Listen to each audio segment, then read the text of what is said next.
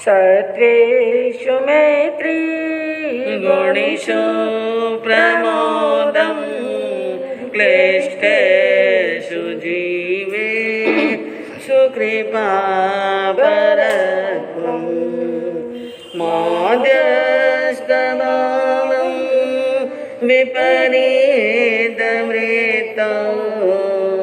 सदा ममात्मा विदधातु देव सदा ममात्मा विदधातु देव।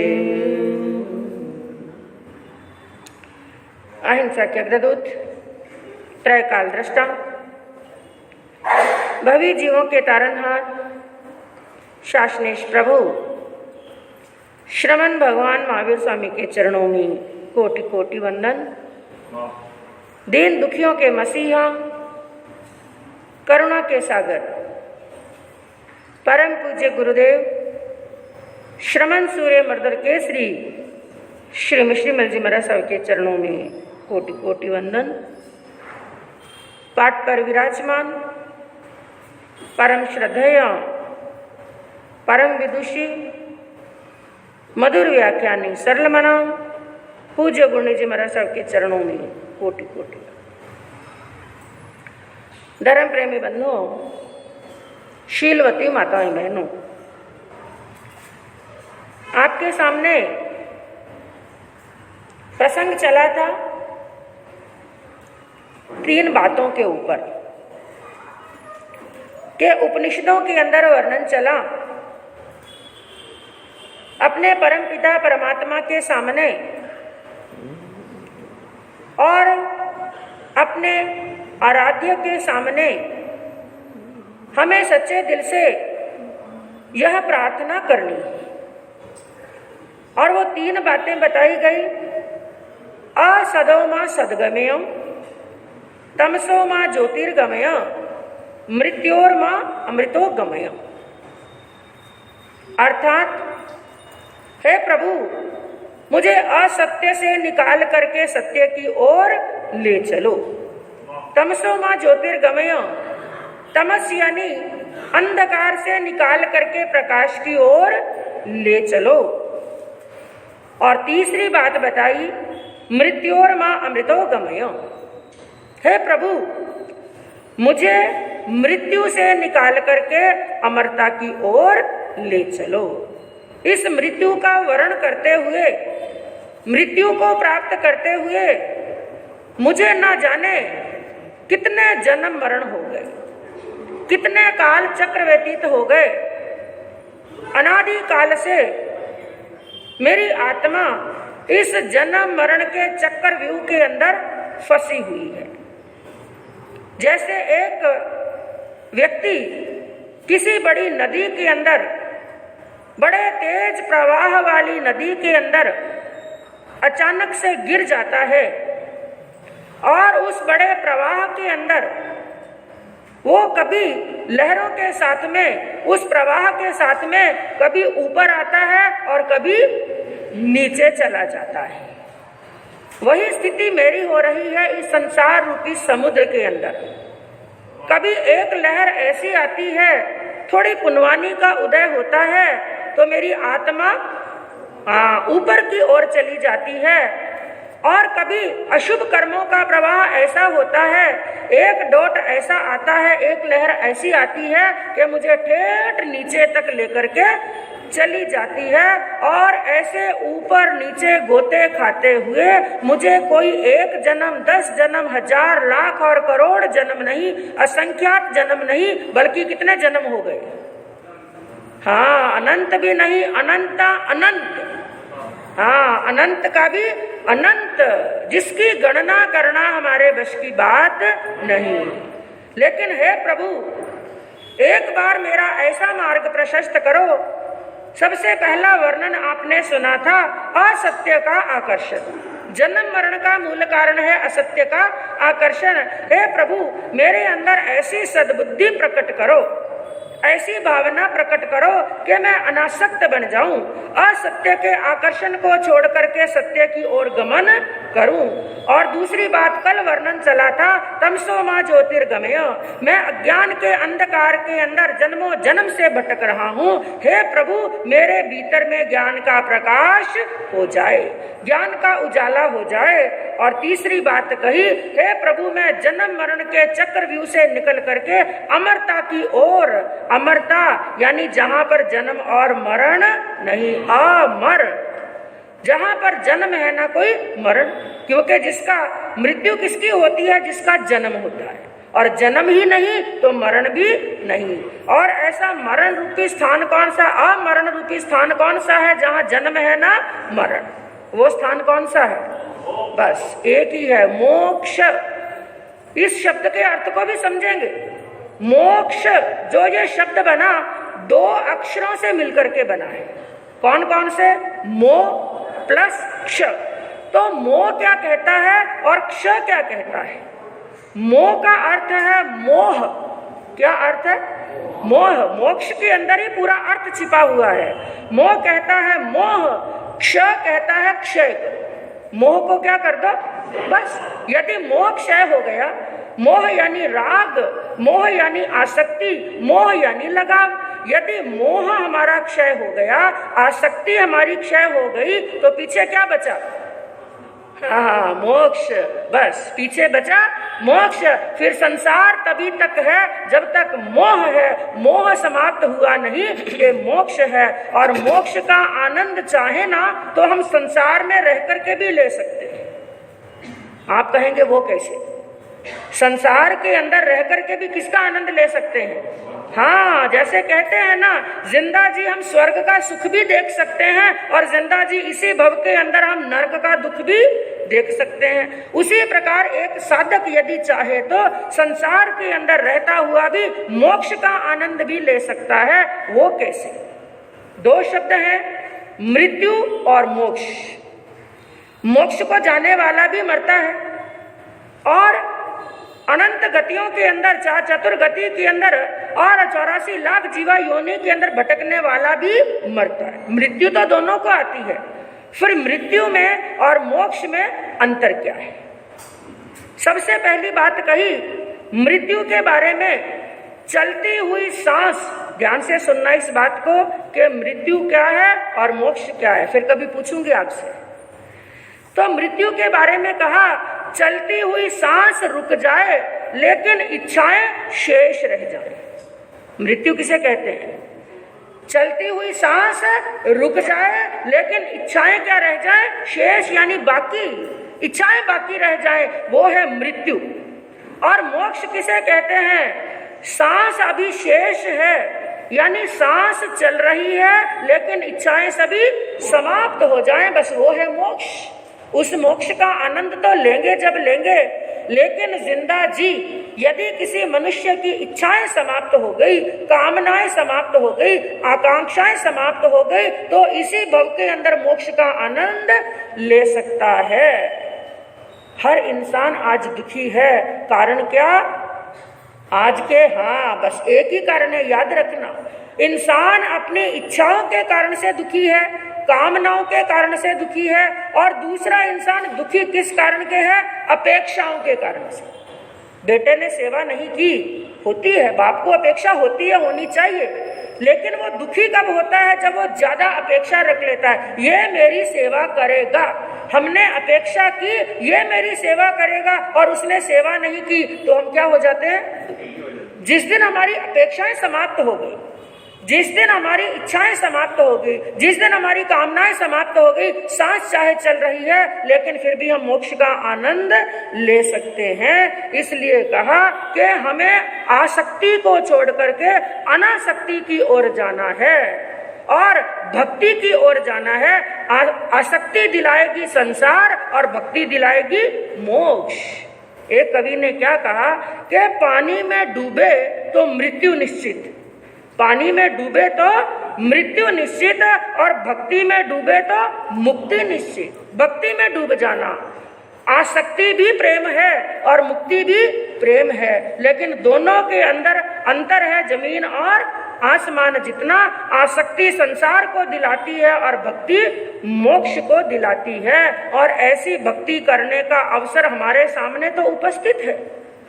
एक बार बताया गया था कि 4 शुभ क्षण मिल गए हैं। द्रव्य क्षण मिल गया, क्षेत्र क्षण, काल क्षण और भाव क्षण मिल गया, मनुष्य का भव मिल गया, हमारा निरोग शरीर मिल गया और उत्तम कुल मिल गया, श्रेष्ठ कुल मिल गया, आर्य क्षेत्र मिल गया है। और क्या चाहिए?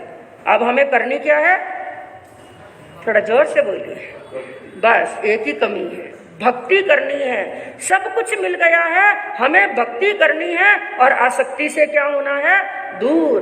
तो अपने कदमों को गतिशील करना है। जो कदम हमारे प्रमाद के अंदर पड़ गए हैं ना, प्रमाद के अंदर आकर के हमारे चलते हुए कदम क्या हो गए? रुक गए।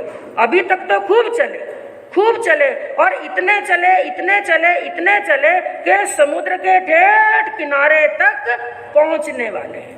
ये मनुष्य जन्म कोई कम नहीं है, ये समुद्र के उस किनारे के समान है।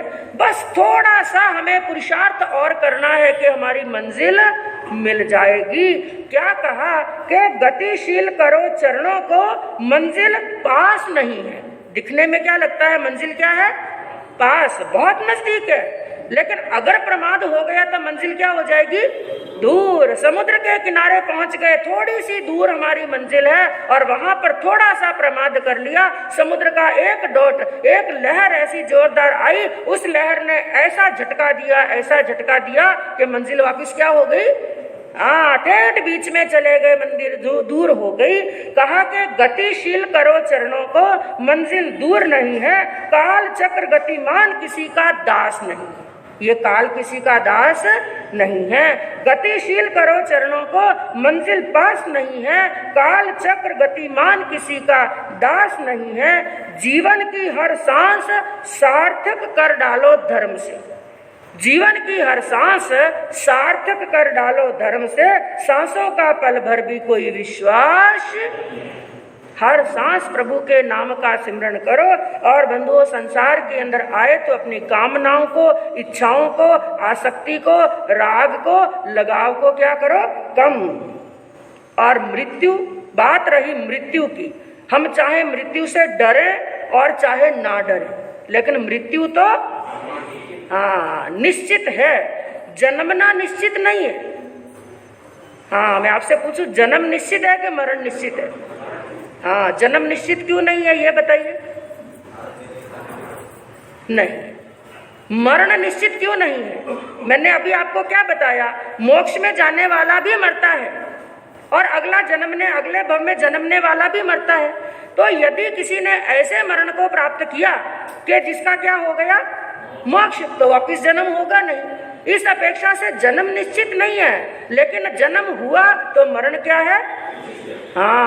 और जन्मने का समाचार तो 9 महीने पहले मिल जाता है, लेकिन मरने का समाचार 9 मिनट 9 क्षण पहले भी पता नहीं चलता कि जन्म कब होगा।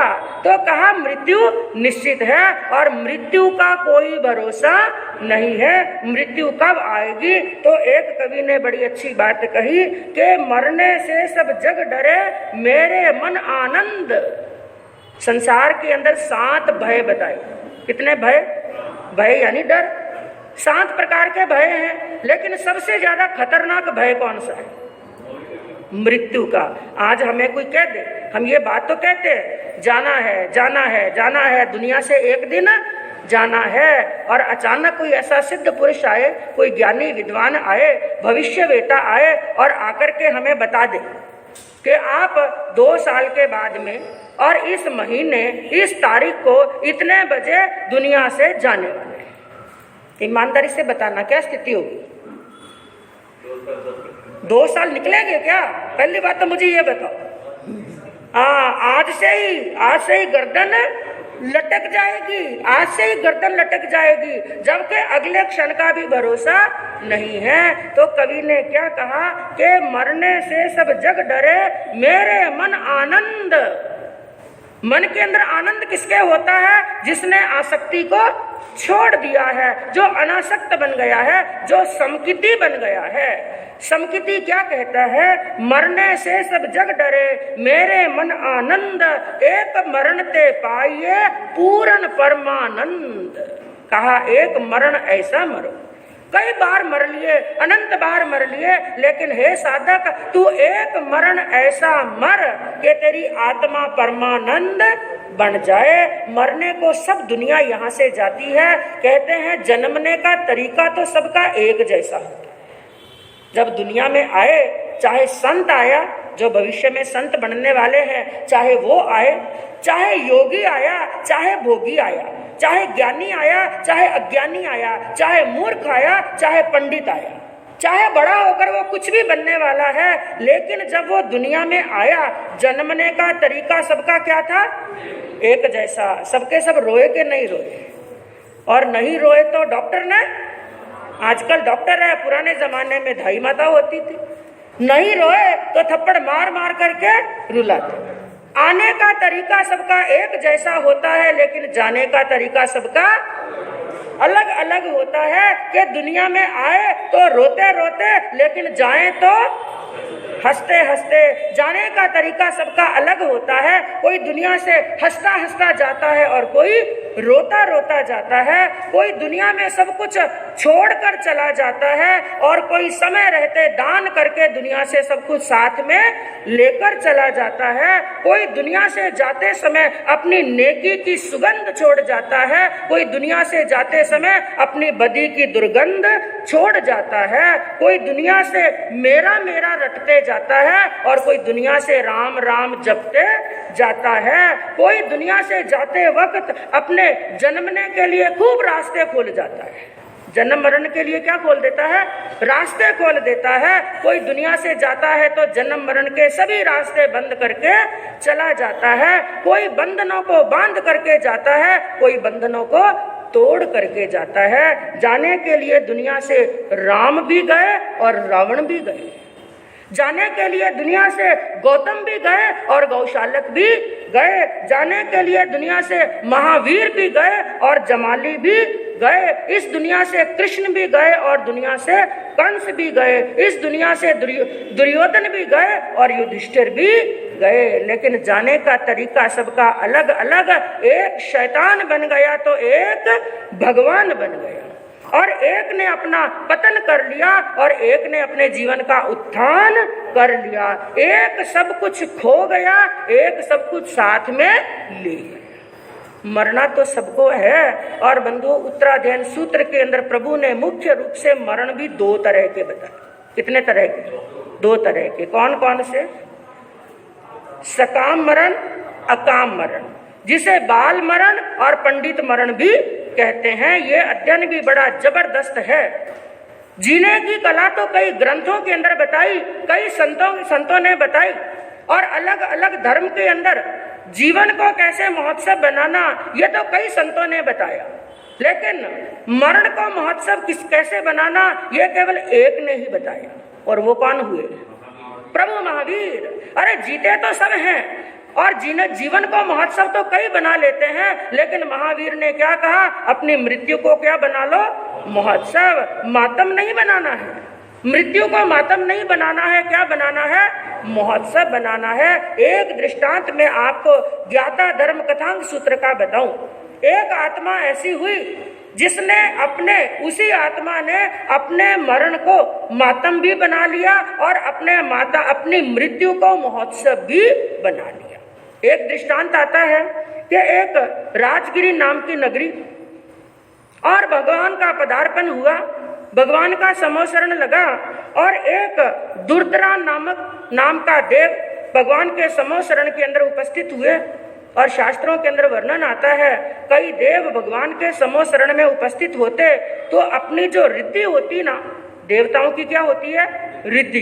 अपनी रिद्धि बताने के लिए कई प्रकार के नाटक करते हैं, कई प्रकार के चेटक करते हैं, कई प्रकार का संगीत बजता है। चाहे भगवान को उनसे लेना देना नहीं, लेकिन वो देवता अपनी रिद्धि बताते हैं। अपनी रिद्धि बताई और रिद्धि बता करके भगवान को वंदना करके वहां से चले गए।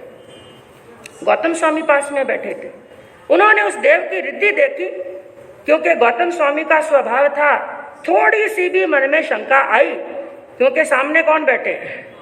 हाँ, समाधान करने वाले बैठे हैं, तो हाथों हाथ उठ करके प्रश्न पूछ लेते। गौतम स्वामी ने भगवान के सामने हाथ जोड़ करके प्रश्न किया, हे भगवान, अभी अभी जो देव आए इतनी जोरदार रिद्धि उन्होंने बताई, उन्होंने ऐसी कौन सी पुण्यवानी बांधी, कौन सी धर्म क्रिया की, कौन सा दान दिया, इतनी रिद्धि, इतना सौंदर्य प्राप्त हुआ उन देवता को? प्रभु ने उनके पिछले भव का एक वर्णन बताया। उन्होंने कहा, हे गौतम, इसी राजगिरी नगरी के अंदर एक नंद नाम का मणिहार था, नंद नामक मणिहार, और उसने भगवान की वाणी सुनी, भगवान महावीर की वाणी सुनी और श्रावक के व्रतों को अंगीकार कर लिया। ये दृष्टांत आपके सभी के सुनने योग्य है, ताकि यहाँ से जाने से पहले और अंतिम समय के अंदर हमारे मन के अंदर भाव कैसे आने चाहिए।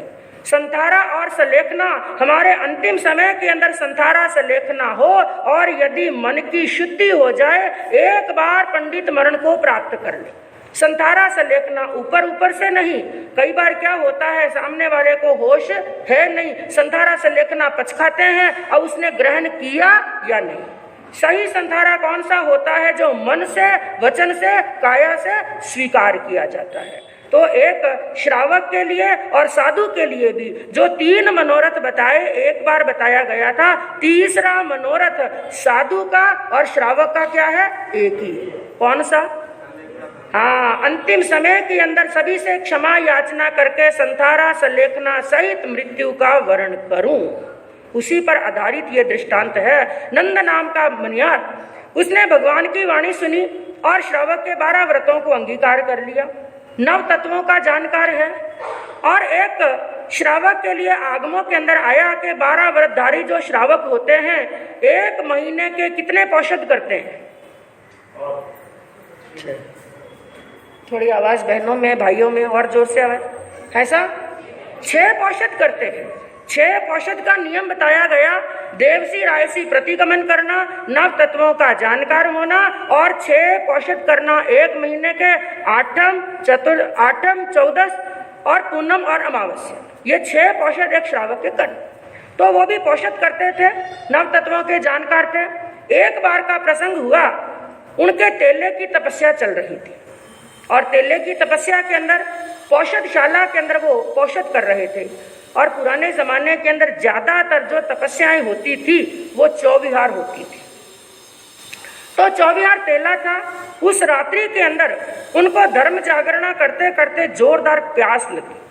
और बंधुओं, ये भूख और प्यास है ना, बड़ी खतरनाक होती है। जब पेट में भूख लगी हो, सामने खाने के लिए कुछ ना हो, उस समय पता चलता है इस भोजन का और पानी की कीमत क्या है।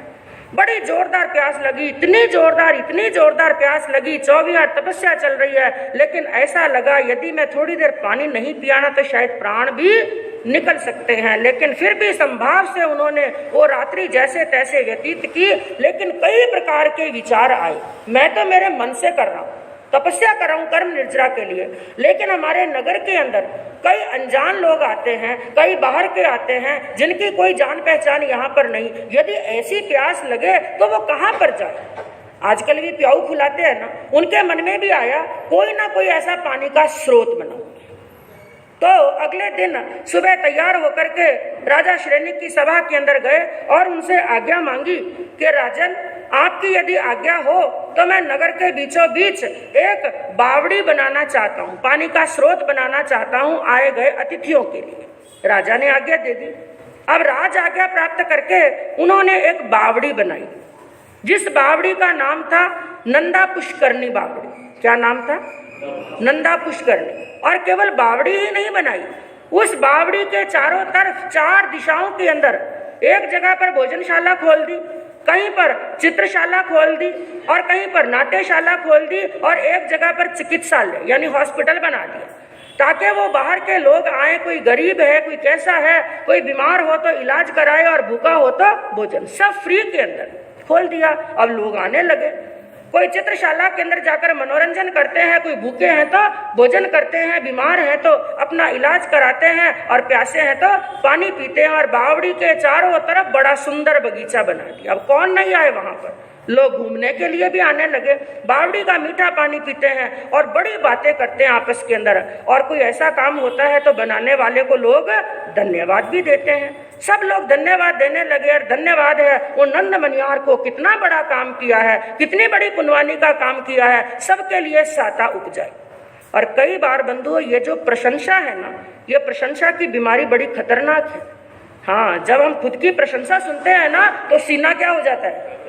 हाँ, केवल सीना चौड़ा ही नहीं होता, अहंकार से अपनी गर्दन भी अकड़ जाती है। गर्दन अकड़ी के मनुष्य गया पतन के गर्त के अंदर। उनको भी थोड़ा अहंकार भी हो गया और प्रशंसा का भूत ऐसा लग गया और विचार करने लगे और धीरे धीरे धीरे उस नंदा पुष्करणी बावड़ी के प्रति आसक्ति बढ़ गई।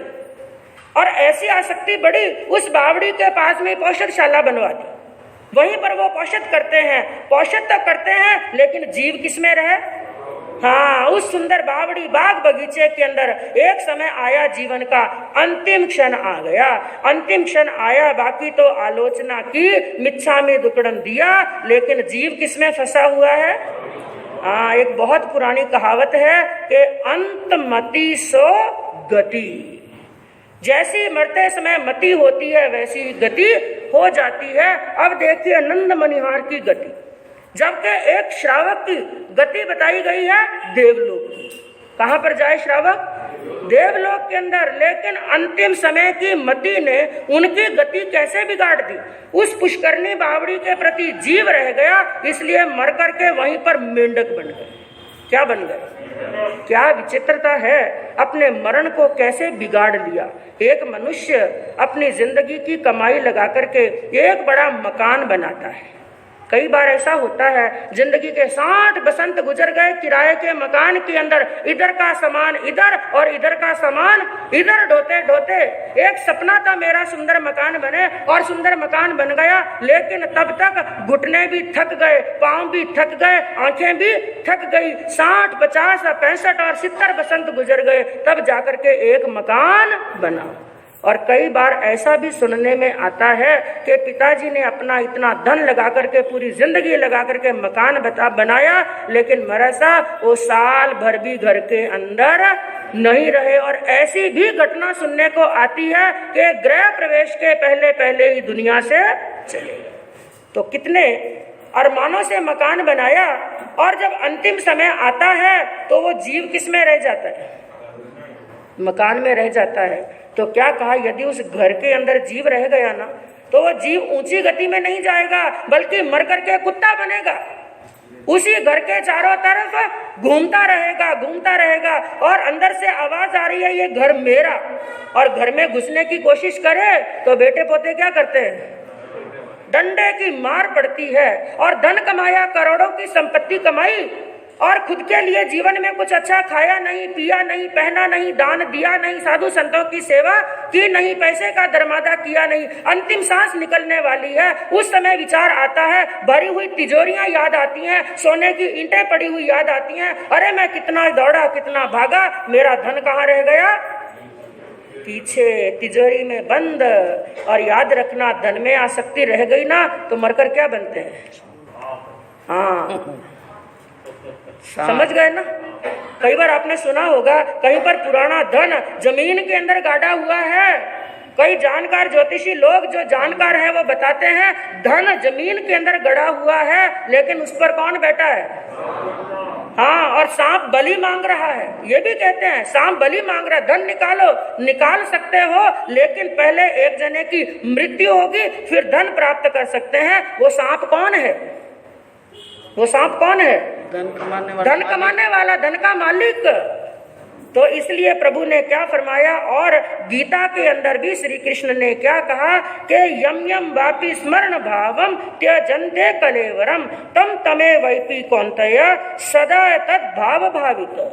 हे अर्जुन, हे कुंती पुत्र अर्जुन, अंतिम समय के अंदर मनुष्य जिस जिस भाव को अपने स्मृति पटल पर लाता है, जैसा जैसा उसका भाव होता है, जिन भावों के अंदर वो शरीर छोड़ता है, वैसी वैसी गति उसको प्राप्त हो जाती है। तो वो मेंढक बन गया। अब मेंढक बन गया, मेंढक बनने के बाद में वहां पर फुदकता फिर रहा है। और लोग आ रहे हैं जा रहे हैं, वो पहले वाली बातें कर रहे हैं, क्योंकि अच्छा काम करेंगे। अभी तो बताया, कोई नेकी की सुगंध छोड़ जाता है, कोई बदी की दुर्गंध छोड़ जाता है। तो लोग आपस में बातें करते, अरे धन्य है उस नंद मनिहार को, दुनिया से तो चले गए लेकिन जाने से पहले लोगों के लिए बड़ा अच्छा काम कर गए। मेंढक वहां पर घूम रहा है, नंदा पुष्करनी में घूम रहा है। पुष्करनी को देख देख करके कुछ ना कुछ याद आ रहा है। कई बार आपके साथ में भी ऐसा हुआ होगा, हम कई बार नई जगह पर जाते हैं, लेकिन नई जगह पर जाने के बाद में भी हमें क्या लगता है, शायद ये स्थान मैंने कहीं देखा, वो पिछली यादें स्मृति पटल पर है। तो मेंढक को कुछ पहचाना पहचाना सा लग रहा है। जब लोगों की बातें उसके कानों में पड़ी और नंद मनिहार नंद मनिहार नंद मनिहार पुष्करनी बावड़ी, ये शब्द उसके कानों पर पड़े, उसने गहराई से चिंतन किया और चिंतन करते करते मेंढक को जाति स्मरण ज्ञान हो गया। मनुष्य को भी हो जाता है, त्रियंच को भी हो जाता है, और त्रियंच और मनुष्य यदि जाति स्मरण हो गया, सन्नी के यदि लगातार भव हैं तो पूरे 900 भवों को देख सकता है। मेंढक ने अपने पिछले भव को देखा कि मैं नंद मनिहार एक श्रावक था, 12 व्रतधारी श्रावक, मेरी ये गति कैसे हुई। इस पुष्करनी बावड़ी की आसक्ति के प्रति धिक्कार है, ऐसी मेरी आसक्ति को, मेरा संसार के अंदर कुछ भी नहीं, ऐसी भावना भाई उसी दिन से श्रावक के व्रतों को अंगीकार कर लिया। वो है तो क्या, मेंढक, इतना तुच्छ प्राणी, लेकिन भावना कैसी प्रधान होती है, ऐसी भावना भाई श्रावक के व्रतों को अंगीकार कर लिया। और केवल श्रावक के व्रतों को ही नहीं, बेले बेले पारना करने लगा। क्या करने लगा, कई मनुष्य कहते हैं हम कैसे करें, उसने मेंढक होकर बेले बेले पारना किया और एक नियम लिया, मरते दम तक मैं कच्चा पानी नहीं पीऊंगा। और वो धोवन कहाँ से कराते हैं, क्योंकि वहां पर बावड़ी के पास में ही तो रहते थे, मिट्टी और पानी मिक्स होता है तो पानी क्या हो जाता है, धोवन। तो कच्चा पानी उन्होंने नहीं पिया। और एक बार का प्रसंग हुआ, लोग वहां पर आने लगे, बातें करने लगे, भगवान का पदार्पण हुआ और ये शब्द मेंढक के कानों में पड़े। मेंढक विचार करने लगा, अहो धन्य भागे हैं, तिन्नानम तार्यानम, भगवान पधारे हैं, मैं भी भगवान के दर्शन करने के लिए जाऊं। बड़ी भावना आई और अपने छोटी सी काया को लेकर फुदकता हुआ मेंढक राजमार्ग से होकर के जा रहा है। और इधर से देखिए, भगवान के समो शरण में जाने के लिए श्रेणिक महाराज की चतुरंगनी सेना जा रही है। हाथी घोड़े रथ पालकी सज धज करके हजारों की जनमेदनी को लेकर श्रेणिक महाराज जा रहे हैं। और उनके बीच में रोड पर कौन चल रहा है, मेंढक। क्या अस्तित्व है छोटे से मेंढक का। अचानक से उस जो उनकी सेना जा रही थी और घोड़े जा रहे थे, एक घोड़े के पांव के नीचे उस मेंढक का शरीर आ गया। आधा शरीर आगे और आधा शरीर पीछे, कुछ सांसें बची थी। वहीं से अपने आगे वाले दोनों पंजे जोड़े और भगवान से वहीं से वंदना की, प्रणाम किया। हे प्रभु, आप तो त्रिकाल दृष्टा हैं, सब जानने वाले हैं, मेरी वंदना को, मेरे प्रणाम को, मेरे नमन को यहीं से स्वीकार करें। ऐसी भावना के अंदर उन्होंने अपने शरीर को छोड़ा कि मरकर के देवलोक के अंदर गए। एक भव के अंदर तो मरण बिगाड़ दिया, ऐसा बिगाड़ दिया कि मुनि मरकर के आयुष पूर्ण होकर देवलोक के अंदर जाते, श्रावक एक देवलोक के अंदर जाता, लेकिन कहाँ चले गए, त्रियंच गति के अंदर। लेकिन त्रियंच गति के अंदर अपने मरण को सुधार लिया कि आयुष पूर्ण करके देवलोक के अंदर। कहने का तात्पर्य क्या है बंधुओं, हर रोज यही भावना भानी चाहिए, हे प्रभु जब मेरा अंतिम समय आए, ना बेटे पर जीव, ना परिवार में जीव, ना धन पर जीव, ना ही मेरे शरीर पर जीव। यदि मेरा ध्यान हो तो केवल पंच परमेष्टि का ध्यान हो, नवकार मेरी जुबान पर हो और मेरे सामने अरिहंत हो, संत हो और सिद्ध का स्वरूप मेरी आंखों के सामने हो। हे प्रभु, मैं एक बार पंडित मरण को प्राप्त कर लूं तो मेरी आत्मा शीघ्र मोक्षालय को प्राप्त कर सकती है। तो ऐसी शुद्ध भावना भाएंगे, पंडित मरण की भावना को भाएंगे बंधुओं, तो इस भरने पर भरने कल्याण होगा। भावना से सत्वेषु मैत्री गुणेषु प्रमोदं क्लिष्टेषु जीवेषु कृपा परत्वं मध्यस्थदानं विपरीतमृतं सदा ममात्मा विदधातु देव सदा